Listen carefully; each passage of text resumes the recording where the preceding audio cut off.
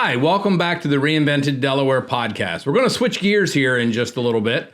But before we do, just to catch up with everybody, what have you been up to? Oh my goodness. I'm ready for fall. So today I actually started working on a fall project. Do you feel like it's too early? Because it's hot outside, so we're not thinking fall. But I kind of dove into a fall project today. Is that crazy? No, I think fall is right around the corner. The corn's starting to turn. You can kind of see it in the plants. And we've had a few cool mornings. So the good Lord is giving us a little bit of a preview. Yes, he is. Now, today it's hot. I don't know what the temperature is, but it's definitely in the high 90s. Do you have any idea? I do not. The humidity makes it feel much warmer. We have a great deal of humidity here in Delaware. If you're not from here, literally in July and August, you can just stand still and sweat profusely. It just drips off. I know. So I know, my sister lives in Minnesota, and she always tells me it gets like 45 below where she lives. And she says, it's a different kind of cold. But I got to tell you, 45 below is still cold. That's cold. And humidity at 80 is still humidity. Yes. So there's that. Well, what have you been up to? Well, we just had a visit from our family. And as Cindy's explained previously, our kids are all grown and they live away. And so once or twice a year, we get them together and we have everybody here at once. And so basically we have to bribe them with good food. Yes, we have to buy their Maryland Blue Claw crabs. And we buy them and they're already steamed. And so we get a bushel of crabs and everybody just sits around, catches up. And each family brings a little bit of something, some food. We have one son-in-law that smokes meat. The others will bring some different goodies. And another son-in-law that cooks breakfast the next morning. Yeah, we have another son-in-law that is a great breakfast chef. And then our son sat there after we were done the crab feast. We call this our annual crab feast. After we were done, our son sat there with me for another hour and a half and picked all of the extra crab meat out of the crabs, and it's in the freezer, so it'll be turned into crab cakes. At Christmas. Yeah, so great time. We got to visit with the grandchildren a little bit, and my oldest grandson caught his first fish, so that's like a milestone for a pop-pop. Yeah, that's neat. And so I'm looking forward to my other grandchildren catching their first fish, but you got to go one at a time.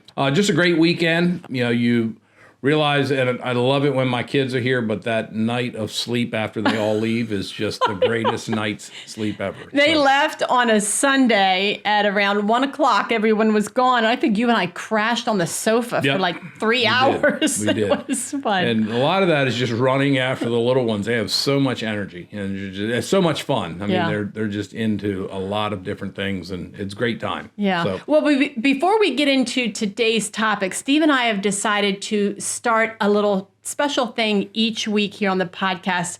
We're calling it, Listener Spotlight. Is that what we decided on? Listener Spotlight. And so stay tuned till the very end of this podcast so that you can hear that listener and that person's comment. It's a good one. Yep. Stay tuned for that. But in the meantime, let's get into the meat of today's topic. Well, just back up a little bit. If you would like to be featured on our Listener Spotlight, the only thing you have to do is leave a comment. Yeah, leave a comment. We read through them. Cindy and I both read all of your comments. Thank you so much, those of you that have left comments. They are very inspiring and keep us going, and looking forward to doing the next podcast. But leave a comment and we'll go through them, and you may be featured on our Listener Spotlight here in the next few weeks. Yeah, that would be cool. We're going to try to do it every week. We might do one or two today. I don't know. We'll see. I know of one. We might get to two. Let's see. Yeah. Sorry, but we have a fly buzzing around in here. Like, what in the world? That's what happens. You might see a visitor. Yeah. Hopefully not. But hopefully not. As I said earlier, we're going to switch gears a little bit. And today we're going to talk about some fan favorites. And these are things that you have asked about as listeners, or we've gotten some questions about. And the first one is a dresser vanity. So Cindy, I'm going to rely on you to tell us how we came across this project. Okay. I don't remember where we got it, but I do remember working on it. Well, you don't remember because it was during the flurry of custom work that we did. And there was a period during COVID, and it lasted 18 or 20 months of just constant overlapping custom work. I would have a delivery that morning and a new person bringing a piece that night. It was literally 7 days a week. I barely took a day off during that 18 or 20 months, and we just worked and worked. And I think it was because people were looking at their stuff and they were just tired of it and they wanted to change. So this one lady, she saw me on Instagram talking about, some of the pieces that we had done, and she said, hey, I have this 3-drawer oak dresser. Now, this dresser did not have any sentimental value to her. She just liked it, but she had picked it up somewhere. I think she spent about $100 on it. That part I don't remember. But she wanted it turned into a bathroom vanity for their guest bathroom, which I thought was the greatest idea. You and I talked about doing one, and we wanted to do one anyway. And here was the perfect opportunity. So she brought us the oak dresser, she brought us the sink, the faucet, and she said, let's pick a color and get to it. That's kind of how it started. Do you remember if you were nervous about this? The way I remember is you and her agreed that we could do it, and then you told me we are going to turn this dresser into a vanity. Okay, that's the kind of the way I remember. I know, but we talked before about how my creative mind comes up with the idea, and your creative mind implements that idea. And sometimes it's kind of pushed along a little bit. It's given some help. Yeah. But I do remember doing it, and I remember it was a beautiful piece, and I tend to favor natural wood, and I love the things that Cindy's done. There's been many projects that she's told me, I'm going to paint this and I'm going to leave this natural, because trying to kind of hit both of our likes, and I've thought that's going to be terrible. And then when she gets done with it, it's just absolutely gorgeous. So, well, and I have a photo of this dresser. So if you're watching on YouTube, or if you're listening on the podcast players like Apple or Spotify, hop over to YouTube, because I don't want you to miss out on the pictures. And I have a picture of that. I'll pop one in and I will show you what it looked like before, because it was a pretty dresser. Very pretty. I think there's also a tutorial on your blog as well. Oh, I have a full tutorial. In fact, Pinterest loves this blog post. We talked about it, and this was a 3-drawer dresser. And again, it's beautiful solid oak. The client wanted the top drawer cut out and redone so that all the plumbing. Yeah, it had to be reconfigured, because all the pipes, and I don't know the terminology for plumbing, but all the pipes were going to be underneath and then going out the back of this dresser. Now, her plumber was going to do all the final work. We just had to do like the carpentry end of it. So we didn't have the pipes, but we knew where they were going. We had an idea. And did you wind up cutting? Well, I'm getting ahead of myself, and I tend to do that. So for those plumbers that might be listening or watching, we did actually, you have to put a trap under a sink. And so we did actually test fit some piping just to see where it would come out. That's right. What we did not cut was the exit to the wall, because I'm not sure where the drain pipe was. That's right, because it could have been anywhere 2 or 3 inches above or below where you would have cut it, and that would have, even though it wouldn't show, the plumber agreed that he would be the one to cut that part. Yeah, so he cut that part, but what we ended up doing, we had to cut the hole for the sink and in this beautiful oak dresser top, and so that was... Can you hear the pain? Well, it was a little bit of pain, but it was a lot of fear, because this is not something that if we ruined it, we could just run out to a furniture store and pick up another one. This was a very unique piece. We wanted to make sure that we got everything right, and we got the sink placement perfect and started on the faucet. And I do remember we were getting ready to cut the hole for the faucet, and Cindy said, wait a minute. We have to make sure that it's far enough back that it doesn't splash. Oh, that's right. And that is not something that I had thought about previously. Yeah. So, well, and that's a good thing about the teamwork that you and I have done. I think of things that you don't think of. You think of things that I don't think of. And that's where 2 heads are better than one, to kind of brainstorm and think through a project like this, because if you were to do that, it could have been a total mishap. But if I had not thought, I was just like, cut the hole in the back. And he's thinking, no, we can't, because we don't exactly know where that plumbing hole is going to be. It really worked out that you thought of things that I didn't, and I thought of things that you didn't, and it was a good team effort. Yeah, so we got the faucet, and we got the placement for the sink. And those of you, this is something that you want to try at home. When you purchase a sink, they come with a template, and so you're able to actually center that template up. No, so hold it. what does the template show? Shows the cutout because Okay. the sink recesses most. And this one, if I'm not mistaken, just very minimally recessed down into the dresser. And I'll have pictures all throughout this podcast so that you can see this process. And you're more than welcome to pop over to our blog and read the whole blog tutorial. Like I said, everyone on Pinterest loves it. It's a very popular post. And I think a lot of people have used this post to do their own project. I wasn't doing YouTube at the time that we did this, I don't have a video, but this is the best that we can do is kind of talk you through it and encourage you to go see the images over on the blog post and all the tutorial, and I'm gonna pop in some of those images.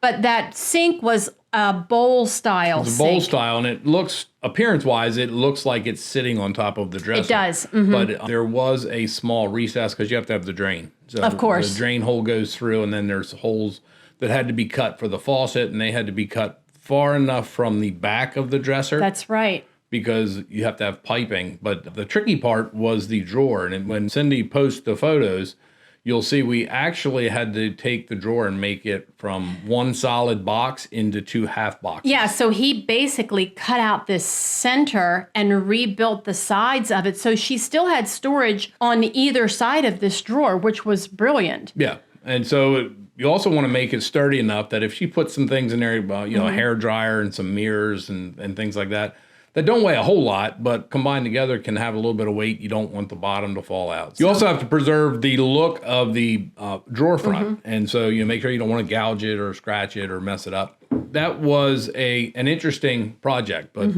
I do remember we did it. I don't remember, what exactly did you do to it? What did I do to it? I stripped off the old finish and I painted it to match what she wanted. And she picked out a really beautiful color called, pretty sure it was called Bayberry by Fusion. I don't think I'll be able to link that, but if you know a Fusion paint, I'll tell you what I'll do. I will link a similar color to the one that I have. I don't have a direct link for that one. I painted it and prepped it for that. And I did all the correspondence back and forth because I videoed the whole thing, just her and I privately, to kind of keep her updated of where we were in the process. So I did all the communication there. I painted it, and I can't remember if I sealed it. I did put a sealer on the top. And then, let's see. If I'm not mistaken, didn't she follow it on Instagram? Because you posted She did, pictures. yes. At the time, I was doing a lot of Instagram stories. So another thing that I did to it was I cleaned those caster wheels. Do you remember it was on casters? They were wooden casters. Yes, they were really pretty. And I staged this piece of furniture and took the final photos, and I sent her a picture, and I said, hey, you're never going to believe this, but I came across a really cool piece that would look great with this vanity. Do you remember this other piece? It was a mirror. It was a mirror that belonged to a washstand, my favorite, and it had a mirror on one side and a towel bar on the other. You'll see it in the pictures. Really pretty. And I suggested to her that we not paint it, that instead I just strip the wood down to bare wood. She loved that idea. So I refinished it just in natural wood, and it is the piece that hangs on the back. So she's got a mirror to go along with this vanity. And even though it wasn't from the same piece of furniture, it looked like it belonged with that piece of furniture. I mean, it was unreal. Now, the pictures that you're going to see don't have any of the hardware because she had not picked out the knobs. Do you remember that? Yep. Yeah, so you're only going to see where the holes are. She was going to pick out a single hole knob. What would that be called? Is that right? Yeah, that's about right. And not a drawer pull that has two screws, but one that just has one. If I got my words out, I have trouble with that. So anyway, she had not picked those out yet, and I said, don't worry about it. We'll have it all ready. So she did add the knobs, and I did not get that final picture, but you're going to really enjoy the final pictures of this gorgeous bathroom vanity that we reinvented from a dresser. It really turned out really pretty. Yeah, and just a little hint, if this is something that you think, I have a dresser and I'd really like to do this project, don't worry about the drawer holes. I know one of the mistakes a lot of people make is they fill them with wood filler, and that's not as sturdy for the constant pulling back and forth. Go get a dowel rod. You can buy them at any hardware store, and they come in solid oak. You can order them online. They come in all different colors, wood species, not colors, walnut, oak, poplar, but get a wood dowel. drill that hole out to the diameter of the wooden So dowel. if the dowel is like 1/4 of an inch, then you want to drill the hole. 1/4 of an inch. Okay. Put some glue on the dowel, tap it in there with a hammer, and then sand it smooth. And that will give you, it'll actually be as strong as the wood. Wow. So if you need to re-drill a hole, I know people have said, I drilled this hole and I ruined this piece. A dowel rod can fix a lot of things, and that's one way. If you have maybe a single hole or a double hole drawer pull and you want to change it up, that's a way to do it. And dowel rods are very inexpensive. Yeah. Well, golly, that sounds like another episode. Like maybe we should talk about some of those kind of tips. Let us know down in the comments if you're interested in those sorts of tips like you just gave about that dowel rod, and we'll pull together a podcast episode. That sounds like a good one. The customer came and she picked up this piece and she loved it. She absolutely loved it. She took it home and she got it installed. The plumber did his end of the work, and now they're using that piece in their home as in their guest bathroom. Now, this piece is not going to get a lot of use because it's a guest bathroom, but it's still going to get a fair amount of use. And I think that they're going to get many years out of using this. In fact, I think one of our daughters used our blog post tutorial to do one for her own home. And I think I have a picture of it. I'm not sure. I'll try to share that if I can, but that was a fun project that we were kind of nervous to start with, but I'm glad we did it, and it was a fun one. Well, I am always more comfortable working on something that I own. I'm a little more careful when we work on a customer's piece, especially something that's old or something that is like passed down from family members, because I don't. There's not a margin of error there. You can't mess it up. Yeah. But that one was unique, and I think one of the lessons we learned is, just collecting things, because as Cindy said, that mirror came off of a completely different piece. But it looks, once it was done, and when you see the pictures, you will look, it looks like the unit has been together since it was ever made. Yeah. And it goes well. So that's one of the things. If you have a piece that maybe it's ready for the trash heap, or maybe it's beyond repair, look at that piece and see if there aren't things that might be salvageable, because there may be a very unique thing. The wooden casters,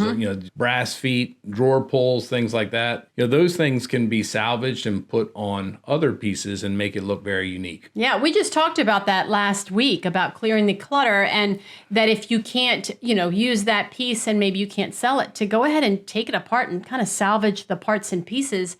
And that's exactly what happened with this mirror that I acquired. Yeah, so that's kind of a great idea. All right, well, that was a really great project. I'm going to encourage you to go to the blog post. I'll have that link down below. So thanks so much for going over there. I really do appreciate it. It helps our business when you go to our blog. And so now, thank you for that. Okay. The moment you've all been waiting for, we're going to just read out some comments. I have two that we picked and we agreed on. And this one is from Lori Holland. Oh, she comments a lot. She commented and she said she loved the front porch update. And this was an older post about almost a year ago, but it's love the front porch update. What a cozy space to sit and relax. Your little frog visitors are the cutest, but then again, I never had one land on me. If you're not familiar, Cindy did a porch makeover, and again, that's on our blog. It's on our videos too. It's on YouTube. I have a couple of our front porch makeovers there. I'll link them down below so you can watch. She did a stencil on the front porch on the concrete that we've gotten a lot of comments on. Looks really, really nice. We have these tree frogs. Oh, yes, and they with suction cup feet. Yes. And they are bright green. So, if you're familiar with Cindy's project, she has a birdcage lamp out there, and that stays on all night. It attracts mosquitoes and flies and bugs, and that's like a buffet for frogs. Oh, it's a haven out there for a frog. So it's kind of funny.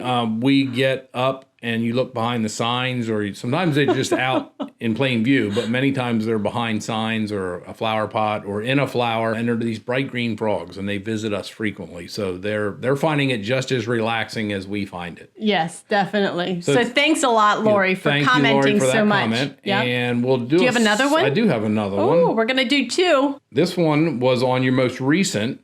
And it says that I That's love the from video. Janice? It's from Janice2232. Okay. And she says she loves the video. She's definitely ordering the Earth Bright. Oh. For your information, I live 15 minutes from the Rockwell Museum. And if you remember, Cindy did a Norman Rockwell for my Father's Day present. She did a Norman Rockwell print, very iconic law enforcement print. It's called The Runaway. And she said that the runaway in the picture is actually a local in her hometown.